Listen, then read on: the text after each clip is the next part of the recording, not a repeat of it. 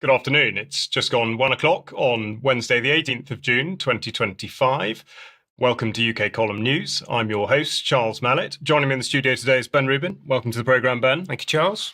And we have Vanessa Beeley joining from Lebanon, Sandy Adams by remote link from Somerset, and Dr. Liz Evans from West Sussex. Now, today's programme will in many ways extend the theme of Monday's news programme, and I mean by that we will be articulating the threads that bind together the agenda which express themselves even at the most local level to push out globalist policy. And to that end, we will be taking a look at the context in the Middle East within which the escalation of the current conflict concerning Iran is set, and how that pertains to the Sustainable Development Goals, and in particular their origins, and also looking at the local level and how householders are affected by policy concerning the agenda and subversion of such local authorities, as well as the latest on the push for pharmaceutical propaganda and weight loss jabs, and also the latest environmental concerns over the relentless push towards AI. Now, as I say, we're going to make a start with the conflict in the Middle East, but in particular, the context within which that's set and tracing it back through history. So we'll go to Vanessa now in Lebanon.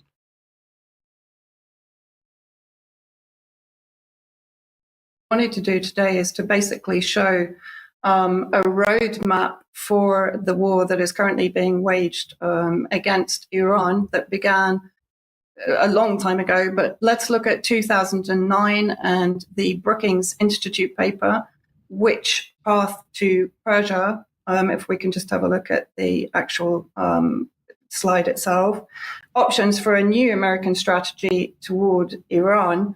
Now, the Brookings Institute is one of the heavyweights among the so-called think tanks with connections to the State Department, to the military, Ministry of Defense, and also in 1952 received funding from the Rockefeller Foundation and the Ford Foundation. So they're very influential. So let's have a look at this actual strategy paper. The link will be up in the show notes so people can go through it at will. It's 170 pages. So which path to Persia? So this is the part one, the trouble with Iran, US policy options towards Iran. And part one is basically dissuading Tehran, ironically called the diplomatic option. So let's have a look at what that actually entails. So we then have a chapter. Could we just have the next slide, please? So first of all, chapter one, an offer Iran shouldn't refuse. So this began back in 2005. Through the method of persuasion, which of course we're all well aware of with regards to COVID and to various other regional wars, particularly against Iraq and Syria with the weapons of mass destruction and so on. So in 2005, Bush was already trying to persuade Iran to halt any kind of nuclear development, even though, of course, at that point they were also not looking at developing nuclear weapons. So if we actually have a look at this slide, it shows basically that the nuclear weapon gag has been running for about 30 years. People can freeze frame this. Obviously, the writing is very small. They can freeze frame and have a look at all of the accusations levied at Iran for the last 30 years of having or wanting to develop nuclear weapons. And then 2012, this was Benjamin Netanyahu, Israel's prime minister, at the UNGA, who of course showed his nuclear bomb image at the UNGA. And then moving on back to the actual paper itself, and in the second part in the paper, if we can just have the slide, please. Sorry. Tempting, so this is chapter 2, Tempting Iran, the engagement option, which is basically, again, related very much to the negotiations over Iran's nuclear program. And then moving on to the following chapter, which is related to disarming Tehran, the military option. If we can again, sorry, thank you. Chapter 3, going all the way, which would involve US invasion. Chapter 4, the OSIRIC option, which would include airstrikes. Now that relates to Operation Opera, a Zionist operation back in 1981. In 77, Mossad claimed to have found that Iraq under Saddam Hussein was developing a plutonium reactor, and they bombed the OSIRIC plant in Iraq in 1981. And it then became known as the Begin Doctrine, which basically, if an Arab leader calls for the destruction of Israel, they will not be allowed to have nuclear weapons. So again, putting historical context onto this. And then part 3 of the actual Which Path to Persia, which includes regime change, not surprising there. Chapter 6, the Velvet Revolution, supporting a popular uprising, which is very similar, of course, to what we saw back in 2022, with a Western orchestrated uprising under the pretext of women's rights. And of course, we all know how women's rights are doing now in Syria, that the West has imposed their Al-Qaeda unelected government there. Chapter 7, inspiring an insurgency, supporting Iranian minority and opposition groups. And again, the West has been doing that for a very long time with the MEK, the Mujahideen al-Khalq terrorist group. Chapter 8, the coup, supporting a military move against the regime, weaponizing the Iranian military against their own government. And then moving on to part 4, which is deterring Tehran. And this is known as containment in the document. So this is basically relating to if they fail in all other strategies. Chapter 9 is accepting the unacceptable, and containment, preventing Iran from expanding beyond its borders, but potentially allowing it its nuclear program. And of course, not forgetting that going from Bush to Obama to Trump and Trump again, there has been this vacillation, Trump pulling out of the nuclear deal and then changing all of the conditions to the nuclear deal from, yes, they can enrich uranium, to no, they can't, to they must stop their entire missile program. And of course, Iran has stoically stuck by its red lines, which are that it can enrich uranium. It just will not develop a nuclear bomb, and it's not going to stop its missile program. And then, of course, moving on to the Samson option, this is Israel's plan to basically use nuclear weapons if it feels that it's under existential threat. This is from the article in The Progressive. So the Samson option is not designed to deter a nuclear adversary from a first strike or counterstrike. Israel is the only nuclear armed state in the region. Rather, its purported purpose is to ensure Israel's survival. Nuclear weapons would be deliberately used against a non-nuclear adversary as a last resort to prevent an Israeli defeat. So clearly, Israel is the nuclear threat in the region. Now, it's costing Israel $300 million per night to intercept the current missiles coming in from Iran at the level that they're coming in. There are 3 possibilities now. Either Israel will declare a mission accomplished and declare victory regardless. According to the Washington Post, they only have about another 12 days of being able to actually intercept Iranian missiles until their air defense batteries basically stop working. They will potentially use the nuclear threat, or of course there is also potential for US and UK involvement, which will lead to the devastation of the Gulf states, the Arab Gulf states, the closure of the Hormuz Straits, and the triggering of the resistance factions in the region against US bases. So I just want to finally bring in Sayed Morandi, a professor at Tehran University, speaking to Sky News on exactly what Iran is going to do to deal with this latest round of Zionist aggression. Iran will not hit back harder. Iran will hit back much harder. The head of the Iranian forces says Iran will target and destroy all of the Israeli regime's infrastructure. This was the tip of the iceberg. Iran will lose no war. The Israeli regime will. It is time for you and others to end your racism and to end your support for the superior race and to accept that all people in Palestine have equal rights and the Palestinian people have a right of return. Jews, Christians, and Muslims are equal. Unlike what you say, they are equal, and we will accept nothing less than that. The regime must go, and all people must be treated equally. Right. And if the only thing, there's no doubt that Israel will lose, but the only variable here is the United States. If the United States gets involved, have no doubt, the U.S. will be swept out of Iraq by the Iraqi resistance, and all its assets in the Persian Gulf will be destroyed. So I think the message really to take away from this is that nothing happens by coincidence or by accident or suddenly. It is pre-planned, and the roadmap runs through bipartisan presidents from the instigation of these projects. Absolutely, Vanessa. Yes, coincidences do not take place in this fashion. And that's absolutely critical context, which people are not having being brought to them by the mainstream, of course. Now, we are aware that we're having a few technical problems with the delivery of this program. This is not entirely unusual and reflects what it is that we do. So I apologize for that. We are going to stick with it. So if you can stick with us, that would be fantastic.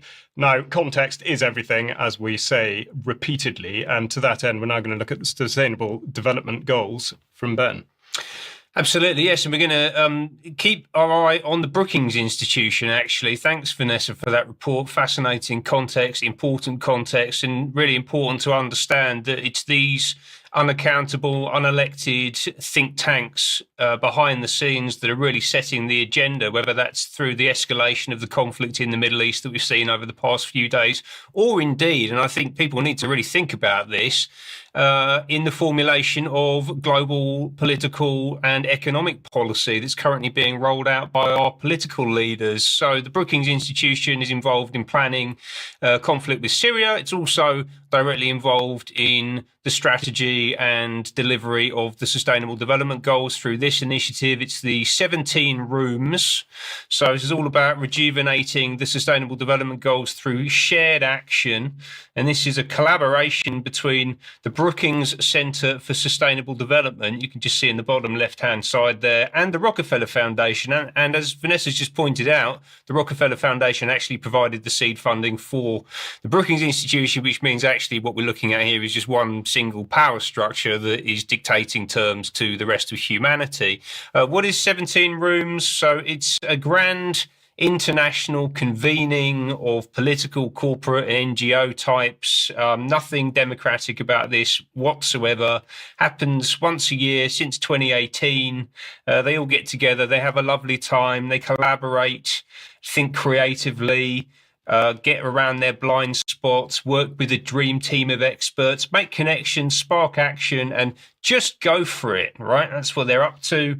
In 2024, there were over 100 people involved across each of the 17 rooms. So essentially, they create a room where a discussion is convened, one for each sustainable development goal. And you've got people there from JP Morgan, the Clinton Foundation, the Blair Institute, very heavy NGO focused, a lot of academics in the rooms. Importantly, though, there were only 2 co-chairs, right? So this is essentially about manufacturing a narrative of collaboration around something which is actually only properly understood by these 2. Yeah, so this is Zia Khan, the Senior Vice President of Innovation at the Rockefeller Foundation, and John MacArthur, Director of the Centre of Sustainable Development at the Brookings Institution, clearly loves the SDGs. Where can I get my hands on one of those T-shirts? Isn't that just fantastic, right? But ultimately, I guess the point I'm making is that we get a lot of communication delivered to us about the Sustainable Development Goals and the UN and the democratic processes that surround it. But actually, it's these 2 guys that are in control of this, right? Just 2 people, and obviously the boards that sit behind them. But the idea that this is based on the shared understanding and best endeavours of the whole of humanity is really ludicrous, right? And this is crucial for people to understand, not least because, as Vanessa's established, the Brookings Institution has been helping to define the strategy for regime change in Iran. So the people dying in the Middle East currently based on the thinking put forward by these people, but also because the SDGs are being used by people like Lisa Witter at the Apolitical Foundation, who's a young global leader of the World Economic Forum, to reshape our political system from the top to the bottom. It's what they're up to right now.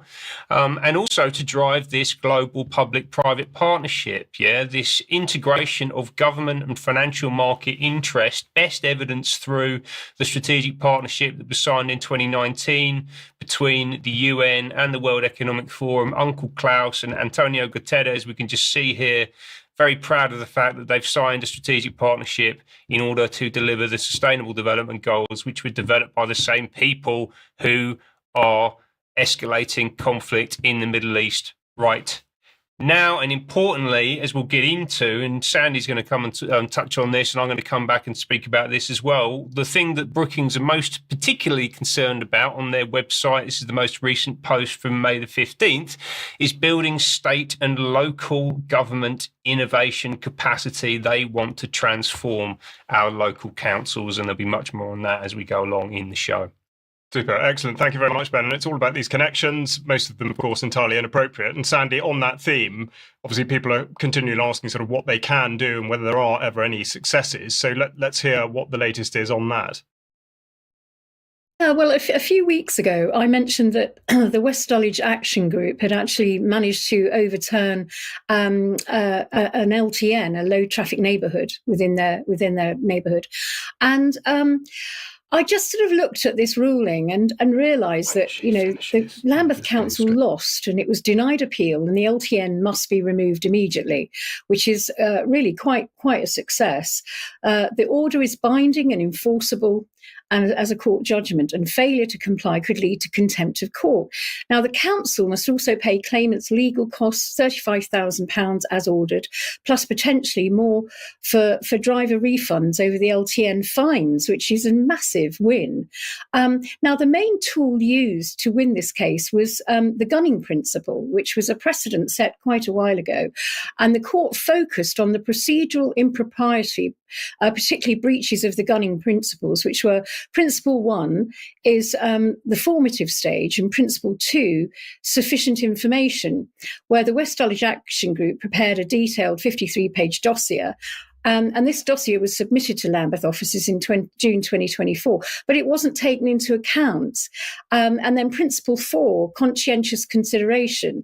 The judgment found that the council officers ignored significant objections and produced selective partial reporting of consultation responses without any explanation of why the dossier wasn't weighed. Now, these procedural failings rendered the consultation unfair and thus unlawful under established case law, which is Brent versus Gunning and R. Mosley versus Haringey. This is the precedent that was used. So the key takeaways are you can draw direct parallels when challenging 15-minute cities, renewable energy planning, 5G master approvals, any sort of consultation. The consultation was truly formative. Was the consultation truly formative, or was the decision already fixed? Was it a predetermined outcome? Did the authority provide sufficient info and informed response? And was this response time adequate and accessible? Were the responses genuinely considered? Now, in this case, none of that was done. So that's how it was overturned. Even if one principle is breached, a court may find the process unlawful, and orders to quash decisions can be enforced, just as in the East Dulwich case. So that's a reason to be cheerful this week. Okay, thank you. Sandy, thank you very much indeed. And I think that links neatly into what Ben's going to go on and develop as a theme. Indeed, it is. Yes, thanks for that, Sandy. That is a reason to be cheerful, isn't it? And I think that the people of East Sussex need to be aware of that, because we've got a consultation coming up, which I'm going to talk about in a moment. I will just start with this one quote, though, from G.K. Chesterton. What we should try to do is make politics as local as possible. Keep the politicians near enough to kick them. The villagers who met under the village tree could also hang their politicians to the tree. It is terrible to contemplate how few politicians are hanged. Quite like that. Right, so this is on the back of the segment that Brian delivered last week on Monday about the dissolution, the fait accompli, essentially, which has been handed to residents of South Hams in Devon, with local councils being dissolved, and the whole county ultimately apparently is going to be integrated into one single authority under Plymouth Council without really much discussion about this at all. And we've been inundated with examples over the past few days of this happening elsewhere around the country, from the Highlands of Scotland right the way back down to the south coast of England. I'm going to focus on East Sussex today. Thanks to Floey for sending this over, and I'll draw your attention to this article, which is "Who Will Govern Your Council? Time to Have Your Say." Right, and importantly, I think that the operative term is in the opening paragraph there. It says that there'll be one council. The government wants to reorganise local government so that everyone in East Sussex gets their services from just one council. It could mean, apparently. So this means that county, district and borough councils are going to be replaced. There'll be a single authority for about 500,000 people, potentially, right? And they're saying that this could happen, but as the article goes on to say, a letter to the government from Wealdon District Council suggests the smaller councils have been given little choice but to support their own abolition, given the time constraints and government criteria limits. And so this apparently is just happening. It doesn't sound like any of the gunning principles have been adhered to, very importantly and unsurprisingly. So what is this all about? Well, obviously it's presented as a good thing. It's all about streamlining local government, delivering efficiencies, improving outcomes. Love those outcomes for residents and communities, making best use of resources, all very non-specific, isn't it, now and for the future. Importantly, enhancing local democracy, local identity, transparency, accessibility, local decision-making and accountability, which seems ludicrous given that you are trying to reduce the number of councils, right? It's going to deliver the exact opposite of this, isn't it? What else? Supporting and driving decision-making and public service reform at both Sussex and local level. Public service reform, I'll come back to that in a minute because I think that gives us a clue as to where this is coming from. And then finally, providing a stronger and unified voice to help attract investment and tackle priorities, which I think probably gives the game away, right? This is ultimately about money, so attracting inward investment, international capital to buy land, buildings, whatever it might be, from one authority that controls the whole of the county. It makes it easier for that money to come in and take the things they want to take, but then also to tackle priorities, unspecified priorities. Essentially, this is the government missions, right? So it says, though, on the right-hand side, it's not a done deal. There is a consultation running. It's open to East Sussex residents until next Monday, June the 23rd. So if you're in Eastbourne, under East Sussex Council, Hastings, Lewes, Rother or Wealdon District Council, then you are able to reply to this. The link is on screen. It'll also be in the show notes. And it sounds like the precedent set in Dulwich could actually be quite compelling. So I think that they need to be told about that by as many people as possible, right? And maybe we can have another victory on our hands here. So back to public spending reform, public service reform, and a little look into where this is coming from. And ultimately, it's coming from the centre. Yeah. So if we go to look at the spending review, which was announced last week by Rachel Reeves in Parliament on Wednesday, I think it was, we'll go straight to the section on public service reform 3.3. Yeah, the government's approach to public sector reform is guided by three principles: to integrate services so that they are organised around people's lives. This is the state organising itself around your life, and don't think that that's being done in a positive way. Yeah, this is about micromanaging you ultimately. Yeah, so they want to improve long-term outcomes for people through a focus on prevention. So that means the state intervening in your business in order to stop you doing things it doesn't like you doing. And then apparently this is about devolving power to local areas that understand the needs of their communities best, with services that are designed with and for people. And I don't by this for a second. This is about power getting closer to people, not people getting closer to power, as we spoke about last week. But importantly, this is being done in partnership with civil society and the impact economy, right? So this is charitable foundations, philanthropic wealth, i.e. rich people with an agenda trying to re-engineer the country in a way that meets their ends ultimately, right? And this is embedded into government policy. This is driving the spending review, right? They continue. I'd highly recommend going to read this, particularly section 3, because all this is being done under the narrative of improving the NHS, by the way. They've kind of tucked this away in the bottom of the NHS section. If you go to 3.31, we can also see that in reforming local government, the government will take action to return local government to a sustainable financial position, including by providing an additional 3.4 billion of grant funding per year by 28-29. So central government is propping up local government, which is broke. Yeah, so the tax base has collapsed out in the regions. So central government is going to pump £3.4 billion of money in to keep these structures propped up. And obviously, as a consequence of that, is going to be exerting control over what happens in those localities. We can also see that wider reforms, unspecified, will ensure funding is effectively targeted based on an updated assessment of need and will consolidate funding to give local authorities greater flexibility to innovate. That word is very important, to innovate, to transform themselves, to move from one system to a new system, right, ultimately. And these consultations that are popping up all around the country are about this. Yeah, it's the transformation of central government. Where else is it coming from? We talked about Rachel Reeves and the spending review. Well, crucially, it's coming from Cabinet Office. Georgia Gould, MP, Cabinet Office Minister, speaking to Demos earlier on this year, saying when the rules at the centre are blocking services, i.e. stopping me from doing what I want to do, Georgia Gould, then we need to change those rules. Yeah, they're completely re-engineering the state. She was in The Guardian also, Georgia Gould, on Saturday, talking about the fact that the civil service is too remote from people's lives across the UK, apparently. The civil service needs to be in people's lives. That's what she's saying. A few quotes from the article. She says that her job was to help close the big gap between those doing the frontline operational roles and those who are making policies.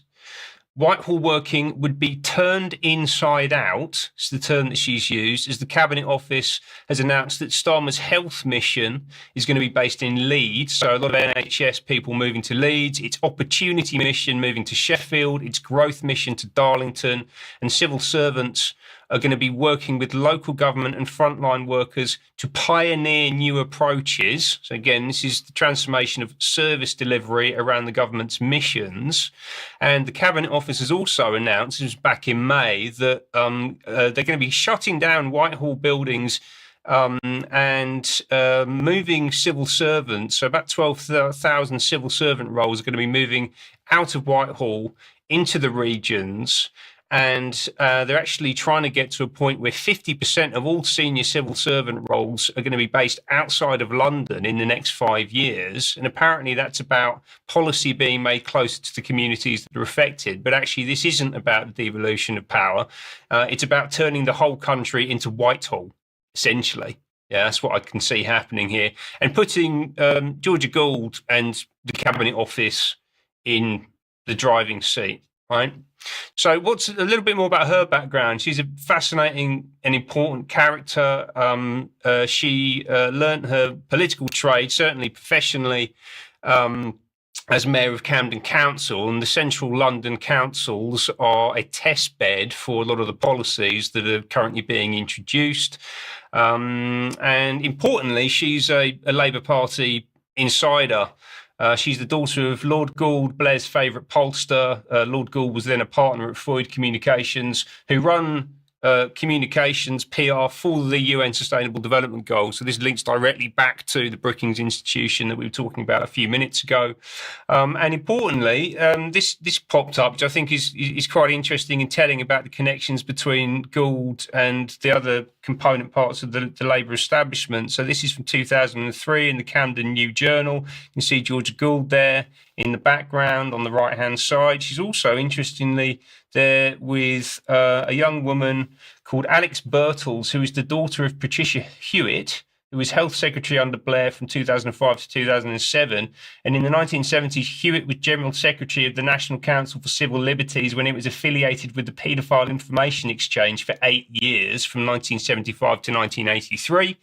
And in the centre there, we can see that's Margaret Hodge, who at the time this was taken was the Education Minister under Tony Blair, a position Hodge was supremely well placed for, given that she arrived into office with a reputation for ignoring horrific cases of child abuse in care homes that she was responsible for while she was the leader of Islington Council.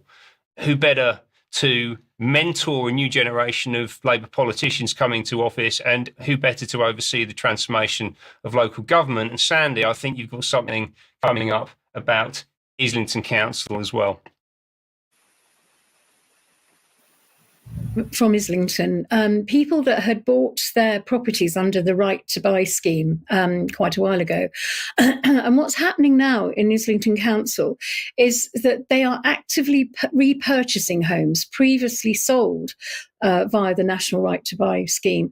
And this includes around 907 homes by March 2026, with 193 bought in the latest round, using funds from the Greater London Council and the Ministry of Housing, Communities and Local Government, which is the MHCLG. Now, why are they doing it now? It's apparently they're facing the highest ever numbers in temporary accommodation. Over 1,700 homeless households are under pressure to house both local families and refugee arrivals from Afghanistan and Ukraine. Why are homeowners being asked to pay? Now, this is what's happening, is that the homeowners are being levied massive bills, up to £70,000 for repairs, as part of this sale back process. So it's almost a fait accompli. These people that have bought their homes and are now leaseholders, private leaseholders, are now being given these huge bills, which is forcing them into either bankruptcy or, if they can borrow the money from the bank. If they can't, they are being forced to sell up. If the leaseholders must settle these service charges and any outstanding major works before completion. And since the council only buys back the homes with vacant possession, developers often pass the repair costs onto the homeowners via Section 20 notices, which is really, you've got to bear the cost of this. And for I think there's a slide there. I'm sorry, I've lost the screen that shows me the slides, so I'm sort of doing this a bit blind. But there is a slide there that shows the cost of, for instance, a 3 to 4 bedroom flat is 68,700 and something, which is a massive amount for someone to have to pay, and it's forcing them out, basically. Now, what's interesting is the announcement will make the council's buybacks programme one of the largest in the country. All the homes will be ex-council homes in Islington that were sold under this right to buy policy, and it will be a mix of 1, 2, 3 and 4 bedroom properties for individuals and families. Now, what seems to be happening is that the Islington Council have employed a public-private partnership, really, a management. It's called Partners Islington, Private Finance Initiative Management, and they've passed responsibility on to this management company. And unfortunately, the repurposed buyback homes are being used for temporary accommodation. So this isn't long-term. This isn't long-term council tenants like we always used to have. These are for refugees and homeless households from Afghanistan, Ukraine, and other crises under the UN and UK resettlement schemes. These homes support integration and stability for people in vulnerable situations and part of the borough's commitment as a borough of sanctuary. Well, that's all very good, but why are people being made homeless for this? I don't really, I find this really astounding. So the you've got Councillor John Wolfe, who's the executive member for Homes and Neighbourhoods, and he says his reason is there are currently 1,737 homeless households living in temporary accommodation in Islington, the highest figure since records began. These homes will provide security for people experiencing homelessness or for those who fled conflict, giving them the stability they need to start rebuilding their lives locally. More people will have access to good quality temporary accommodation in Islington when they need it most. I'm proud that we are leading the way with our buyback programme and doing everything we can to increase the number of council homes in the borough. And then there's a quote from Abdul Basit Bahrami, who's a resident of an ex-right to buy property. And he said, moving to a council buyback home changed my life. After fleeing Afghanistan safely and having a safe and secure place to live gave me the stability I need to rebuild. I was able to continue studying for my PhD, something I once thought was impossible. Being close to my two brothers has made a huge difference. It's meant our family could stay connected and support each other. This home has also given me the chance to raise my own family in a safe and welcoming community. Well, I think that's great if we can help people, but do we need to force people out of their homes and bankrupt them to do so? I don't think it's, this is just madness.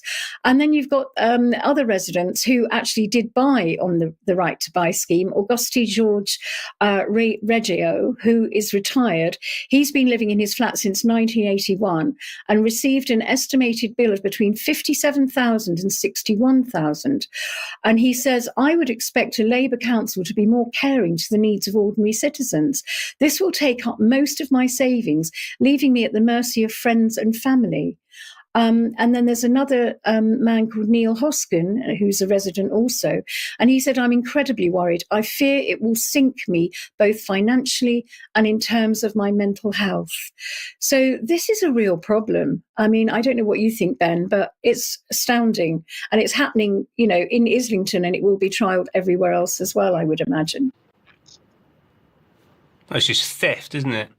Theft of private assets by the state. And actually the fact that these were sold by the councils in the 80s, now obviously being bought back significantly more, I would imagine, than the value that was got for them at the time is, it's just classic mismanagement and corruption by local councils. And who's running the Cabinet Office at the moment? The former Mayor of Camden. So there you go.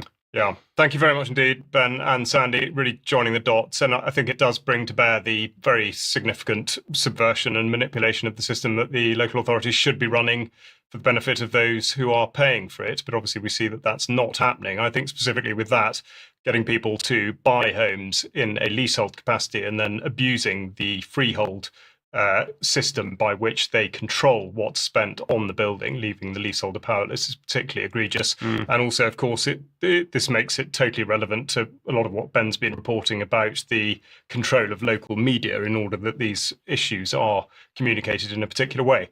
Now, if you are not yet a member of UK Column, you may not be aware that we are funded solely by our members and our donors. So if you would like to join in and support us, then please go to the website and look at the ways in which you can do that. And we would be delighted to have you on board as a member.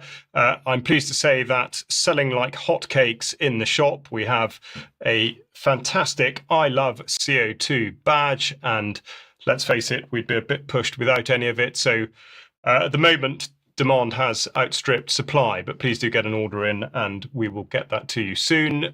Now, we've not yet released a date for the sale of tickets, but we are getting very excited about our upcoming event in York on Saturday, the 18th of October. There will be further details on that when we have them, including a date of release for tickets. So if you were thinking of getting in touch to ask when are the tickets going to be on sale, we will tell you exactly when that will be shortly, but just not quite yet. Now, Ben and Brian spoke and that went out and was very well received yesterday. Ben's just going to give us a few quick words on that. Brian Gerrish, legend, leader, go watch it. Perfect. Well done. Very brief and to the point. Now, going out tomorrow, Mark Anderson speaks to Phil Turney, going back to 1967, about the unprovoked attack on the USS Liberty by Israel. Of course, particularly timely interview to think back to that period. So that's going out tomorrow at 1 o'clock. And then tonight at 7 o'clock, we've got Germ Warfare Show with Stu Peters being interviewed tonight. Next weekend, it's nearly there. We're going to be at the Sounds Beautiful Festival in Dorset between the 26th and 29th of this month. So please come and see us there. And then next month, we've got the Thetford Truth and Freedom Beer Festival, which both Sandy and Diane are involved in. So do get along to that. Just after that, on the 20th of July, there'll be a dissident meetup near Exeter. Of course, links to all this will be in the show notes. And then August Bank Holiday weekend will be the Hope Freedom Music Festival, and UK Column will have a strong presence there. So we do hope we will see you at that point. Now, as you'll be aware, there have been many campaigns by the pharmaceutical industry, aided and abetted by governments and media organisations, to bash us over the head with enormous amounts of propaganda. And the latest of those, or at least the one that's been concentrated on by Dr. Liz Evans, is the weight loss jabs. Now, Liz, please give us the latest and set it within the context that you've been reviewing. Hi there. Thanks very much, Charles. Yeah, I've done a deep dive into the agenda behind weight loss jabs. They're being hailed by the media and others as a panacea for all society's ills, and there are growing calls for these products to be rolled out widely to the UK public. So just to give some background, you've probably heard of Ozempic, which is produced by Novo Nordisk. This has been around since 2017 as a treatment for type 2 diabetes, but it can only be used off-label for weight loss in the UK. So a higher dose of the same drug, semaglutide, is called Wegovy, and this was authorised in 2021 for weight loss. Then at the end of last year, Eli Lilly's Mounjaro was approved by NICE for a phased rollout on the NHS to obese people with a BMI of over 35 plus one related comorbidity. So 3.4 million people in England are eligible for the jabs, and the NHS is hoping to reach about 300,000 of them in the first 3 years of the rollout. Both Wegovy and Mounjaro are injected weekly, and Saxenda is a similar drug but requires daily injections. These drugs cost the NHS about £150 a month per eligible person, and it's estimated that another 1.5 million people are buying them privately from clinics, supermarkets and online pharmacies, and this is costing people £200 to £300 a month. So this is big business. So looking at how they work, they're powerful drugs with multiple modes of action. They promote rapid and often dramatic weight loss of up to 20% of body weight.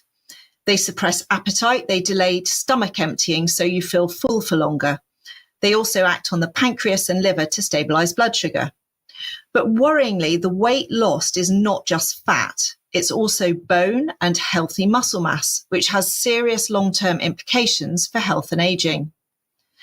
And as with all drugs, the jabs have side effects, and some of these are very serious. Common side effects are nausea, vomiting, bloating, constipation, and diarrhea. But more serious side effects include gallbladder and kidney damage and depression. Then pancreatitis and gastroparesis can be life-threatening, and studies are now suggesting an increased risk of thyroid cancer. So the last couple of decades, we've seen an increased public acceptance to take drugs like statins for life as a health prevention measure. This has created the climate for a lucrative market for pharma to produce preventative drugs to be taken repeatedly by healthy people, promising better life, longer life, better health, claims of reducing the risk of serious and common diseases that people fear the most, such as heart disease, cancer, and dementia. And of course, the biggest winners in this scenario are the pharmaceutical companies, who will have a high guaranteed long-term income stream. So I wanted to talk about wild claims for weight loss jabs, which began at the end of last summer. In July 2024, there was an observational study from Oxford University published in The Lancet, which was widely reported, claiming that Ozempic could cure depression and cut the risk of dementia by half. Then, at the end of August 2024, there was a rash of headlines across the mainstream media in perfect harmony, all claiming that Ozempic could be a fountain of youth by slowing down aging, the elixir of life. Then in January this year, we saw more sensational headlines.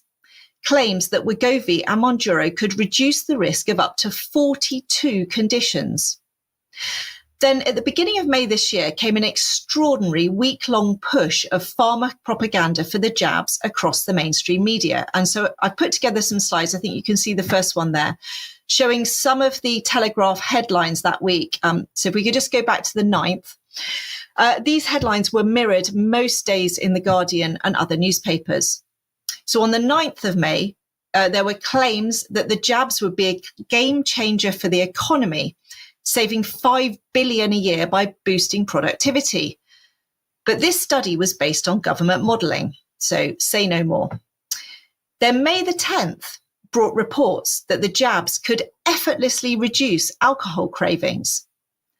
May the 11th, we were treated to the exciting news that these miracles of science could also treat anxiety and depression, apparently disproving earlier concerns that the jabs actually increase the risk of suicidal behaviour and psychiatric hospital admissions. In case you weren't persuaded by now that you should start these miracle jabs immediately, on May the 12th, we read that weight loss jabs may halve the risk of cancer. But they had saved the best till last.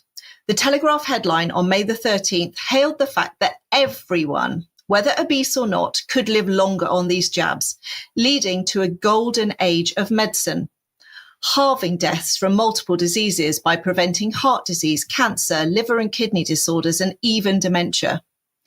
This incredible news was accompanied with inevitable calls for the NHS to roll out the jabs at scale. Although a telling quote came from Catherine Jenner from the Obesity Health Alliance, who admitted that pharma is investing heavily in obesity because they, quotes, recognise the scale of the opportunity. We were reassured that there are 150 new injections and pills in the pipeline to help people who are neither overweight nor obese. So up to this point, there was almost no mention of side effects or any issues with these new drugs. Then, on May the 14th, came the admission that when patients stop weight loss drugs, they rapidly regain the weight within months. But this was spun as a demand for the NHS to drop its 2-year limit prescribing policy and instead prescribe the jabs for life to reap the benefits. If this is sounding too good to be true, you are correct. Every single media report failed to mention the ongoing class action Ozempic lawsuit in the US, which is currently at over 1,800 claimants and includes Mounjaro, Wegovy, and Saxenda. Legal cases are being brought against Novo Nordisk and Eli Lilly for failure to warn patients of the risk of gastroparesis and ileus, or about a potential link with blood clots and a condition that causes blindness. Gastroparesis, or paralysis of the stomach, is very serious. It may be irreversible even after stopping the jabs. Victims are left with constant nausea, vomiting, abdominal pain, reflux, bloating, severe dehydration. Their food doesn't digest. They have nutritional deficiencies, blood sugar instability, severe weight loss, and a very poor quality of life. It is a psychologically devastating condition. Every meal is a battleground with the loss of the pleasure of eating and the stress of trying to maintain adequate nourishment. And there is no known cure. Now, if that wasn't bad enough, Ozempic face is another well-known side effect. An aged, haggard appearance now being treated by cosmetic clinics with fillers. You couldn't write it. So where was all this pharma marketing propaganda in the media reports coming from? Every article cited the European Congress on Obesity, which was held in Malaga from the 11th to the 14th of May this year. The Telegraph and Guardian had sent their health correspondents to Malaga to cover the conference. So I decided to do some digging into who runs and funds this conference, which was the 32nd Congress on Obesity, held by the European Association for the Study of Obesity, who are known as ESO. So the screenshot that's on your screen from the Congress website shows that Novo Nordisk and Eli Lilly are two of the major sponsors of this conference, confirming my suspicions that this was a pharma marketing event, a glossy shop window and vehicle for their scientific papers to be released to the media with maximum coverage and minimum scrutiny. And who are ESO, the European Association for the Study of Obesity, who run these annual conferences? Well, from their website, I learned that they are a charity established in 1986 as a federation of professional membership associations from 38 countries. They claim to be Europe's leading voice of obesity, science, medicine, and community. They are in formal relations with the WHO and are actively involved in EU Commission initiatives, including scientific consultations and obesity education across Europe, a powerful influence on national policies. And who funds ESO? You've guessed it. The top corporate members on their website are Lilly and Novo Nordisk.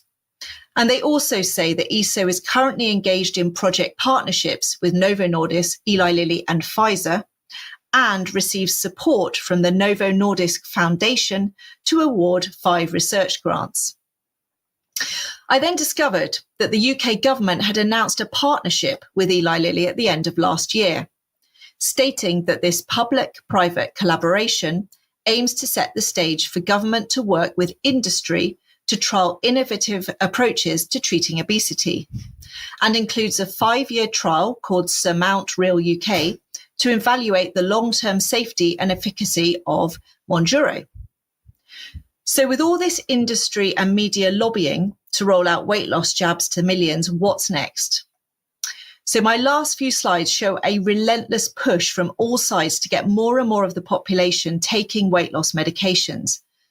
Big Pharma has its sights on exploiting this untapped and highly lucrative market.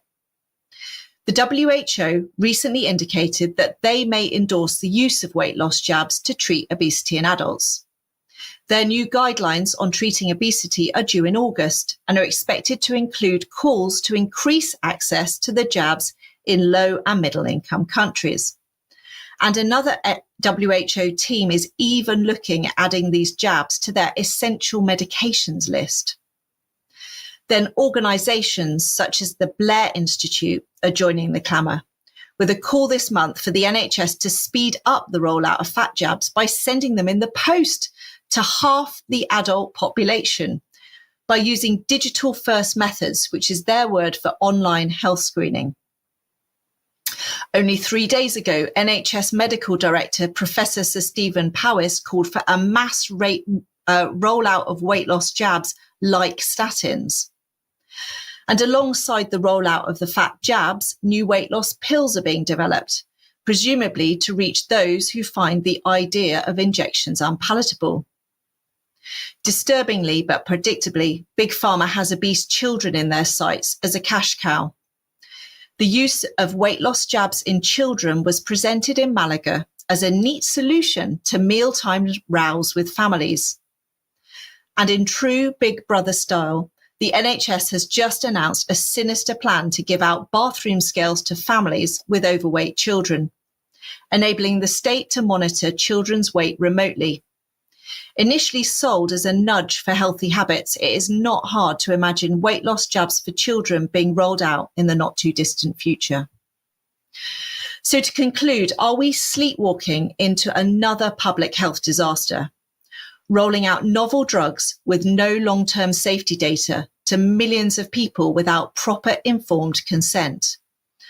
Overplaying benefits, underplaying risks, and failing to address more natural solutions for obesity, such as dietary and lifestyle modifications.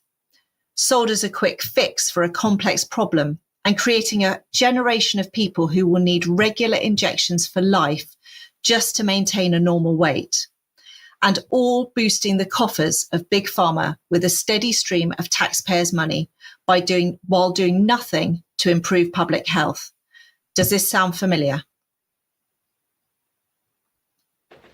Liz, unfortunately, it sounds very familiar indeed. Thank you very much indeed for a very, very thorough and, I'm afraid, rather harrowing report. Appalling to think that people should be put in that position, or at least find themselves in such a position to be looking for that as the alternative. And just to round off, I found that the Brookings Institute, with whom we have been, or rather at whom we've been looking today, have, of course, engaged with this topic, writing a paper on it just back in April, of course, in effect, promoting exactly what it is you've just been talking about. So we'll go on and discuss that in extra. But Liz, thank you very much indeed. Now, next up, and you might be wondering how it's related to what Liz has just been talking about, but I would put it that it is, in that we are considering a society that has fallen from good health, and therefore the issue of recruitment and retention into the armed forces is going to be an increasingly difficult situation to resolve. And despite this, of course, the armed forces putting out much propaganda about all the things that are on offer, but with the spectre of the escalating violence in the Middle East at the moment, and the Prime Minister indeed talking about de-escalation at the same time as sending, or at least committing, resources to the very escalation of the conflict that he's talking about de-escalating. I think we need to be very much mindful of the agenda at play. Now, the Brookings Institution, here we are again. How must Europe reorganise its conventional defence? And this is absolutely another propaganda exercise in which they write, just yesterday, in fact, most Western European armed forces face growing personnel shortfalls and are now exploring various conscription models. And of course, they go on to cite the Nordic countries as an example. They talk about military preparedness and how this requires a proactive political messaging. Well, on that front, back in March of this year, the House Commons Library put out a conscription and national service paper. Do note that the photograph there shows women, so the messaging is very clear there. And of course, they're hanging this on what they describe as being the COVID-19 pandemic and changing security situation in Europe, prompting discussions about the need to improve civilian resilience in the face of emergencies, up to and including a state of war. And they go on to say that many countries have long had some form of compulsory national service, and that several have begun reintroducing mandatory military service. Now, this, of course, is absolutely attempting to normalise and legitimise the idea that conscription will be a thing.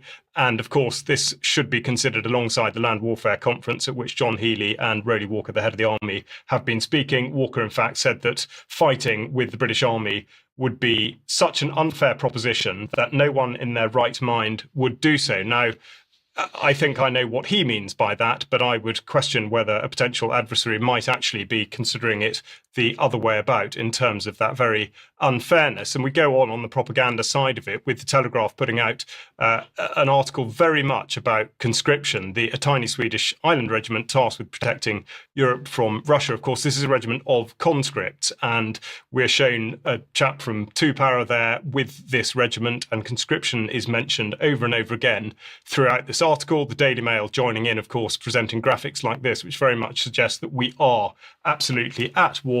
And briefly, I will just round off with one of the latest messages from Donald Trump, saying that we now have complete and total control of the skies over Iran. And he goes on to make comments about that. But what I want to focus on is the use of the word we. Who does he mean by we? And how long is it before we start hearing language concerning Israel and Iran that are, if you're not with us, then you are against us? And there is very, very little doubt this is a push towards a conscription narrative here in the UK, and we will absolutely follow this. Now, that takes us into a final report from Sandy. We've been looking at AI and the way in which government is pushing it as though it must be the defining feature of all communications between people and indeed with government. But we've also looked at the environmental concerns about it. And Sandy, you've got more on that, and particularly Elon Musk's role within this. Yes, thanks very much, Charles. Yeah, I mean, you, Charles, have done some great work on data centres in the UK, highlighting the hypocrisy of sustainability in both water and energy. And Elon Musk seems to have really upset people in Memphis with air pollution. So Elon Musk's massive XAI data center is poisoning Memphis. It's burning enough gas to power a small city with no permits and no pollution controls.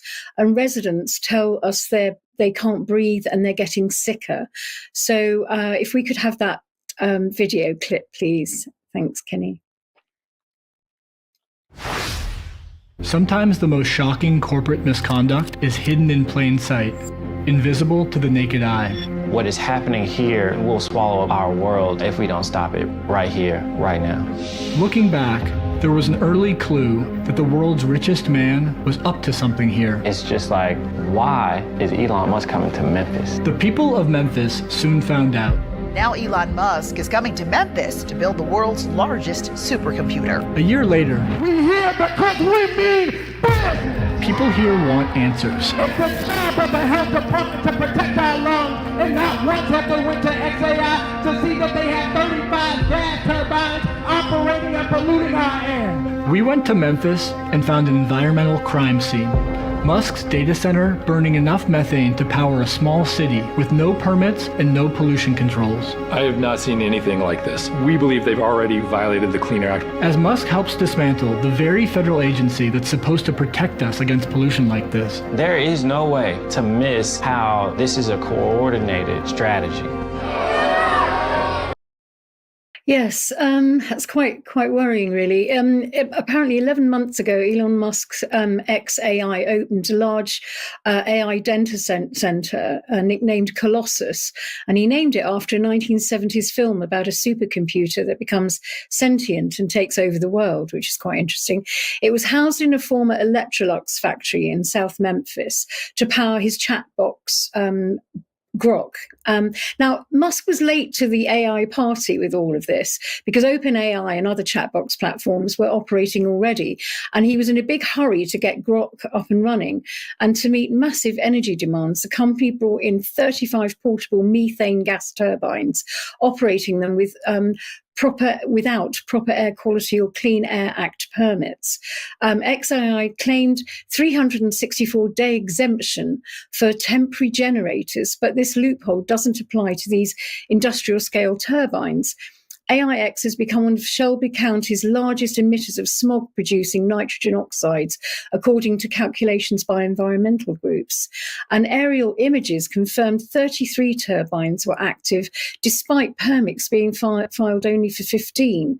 The facility's emissions are estimated at up to 2,000 tons of nitrogen oxides and NOxs annually, far exceeding anything nearby that's regulated. The surrounding community, including historically black neighbourhoods like Boxtown, are already burdened with health problems. Residents report worsened health symptoms and invisible pollution from the site. Environmental and civil rights groups, including the NAAPC or CP and the Southern Environmental Law Centre have launched legal action, calling the project a clear case of environmental racism and demanding accountability from both AXI and local authorities. The conflict now puts a spotlight on whether technological advancement can coexist with community well-being, or whether powerful corporations can be held responsible when they sidestep environmental safeguards. One of the residents of Boxtown said he may be a millionaire or a billionaire, but what we need is clean air. And they've had many meetings about this, and they are actually challenging it legally, and I'm pleased they are. Now, what we have to realise is in the UK, every major data centre uses diesel generators for backup power in case of grid failure. And these generators emit nitrogen oxides and contribute to smog and respiratory issues. They have particulate matter, harmful to lungs and cardiovascular health, and carbon monoxide, which is toxic at high concentrations. In areas with many cluster centres like Slough or parts of London, this backup infrastructure can create local air quality risks, especially during blackouts and testing cycles. Now, every open AI chat box question you ask believe it or not, uses 50 millilitres of water. Now, you imagine the amount of questions that are asked worldwide in a day. And daily uses are enough energy to power 300,000 homes. So is our energy and our health being sacrificed to these centres? And I think without a doubt, they are. I don't know what you guys think about that, but yeah. We are sacrificing our health and our use. We will be rationed because these energy centres are taking all the water and energy. These data centres are taking all the energy and water.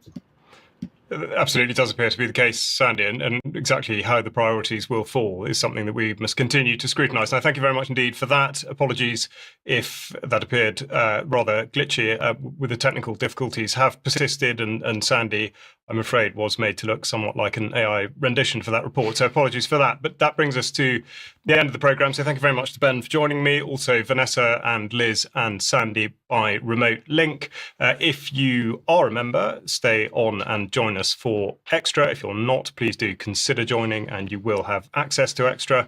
As I say, tonight, the Germ Warfare podcast will be an interview with Stu Peters, and then we've got Phil Turney going out tomorrow at 1 p.m. And otherwise, we will see you for the news programme again on Friday. Thank you very much. Bye-bye.